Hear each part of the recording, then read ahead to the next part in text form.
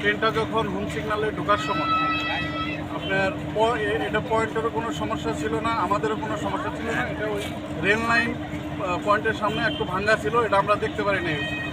উপরে থেকে তো আর নিচে দেখা যায় না।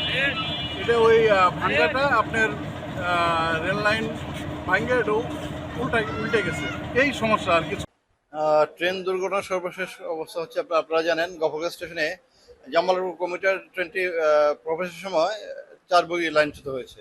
তো আমরা এইমাত্র রিলিফ ট্রেন মাইকি স্টেশনে প্রবেশ করেছে। তো আমরা এই অতি দ্রুত সম্ভব ইঞ্জিনটা রিভার্স করে আমরা গফরগাঁও থেকে উদ্ধার কাজের জন্য ছেড়ে যাবো আর কি এই ট্রেনটা কিছুক্ষণের মধ্যে।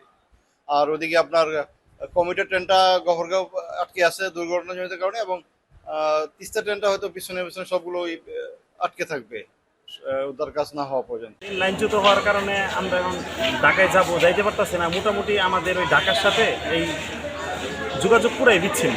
ঠিক হওয়া পর্যন্ত আমাদের মোটামুটি অনেক সমস্যা হচ্ছে, আমরা যাইতে পারতেছি না। এখন কিভাবে যাব? এই গফরগাঁও থেকে ঢাকা যাওয়াটা সহজ না, এখান থেকে মানে বাসের দূরত্ব অনেক বেশি, বাস পর্যন্ত যাওয়াটা অনেক কঠিন আমাদের জন্য। ঠিক হওয়া পর্যন্ত আমাদের সাথে মোটামুটি ময়মনসিংহ অঞ্চলের সাথে ঢাকার যোগাযোগ পুরোপুরি বিচ্ছিন্ন। আমাদের দুর্ভোগ হচ্ছে, আমরা সময় মতো ঢাকা ব্রহ্মপুত্র ট্রেনে যেতে পারছি না।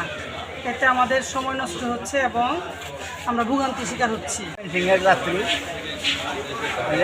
তিস্তা ট্রেনের জন্য অপেক্ষা করতেছি। ঠিক এখানে 9:45 না 44 টাইম, আমি ঠিক 9:15 এখানে স্টেশনে আছি, এই পর্যন্ত অপেক্ষা করেই যাচ্ছি। ট্রেন বন্ধ, আবার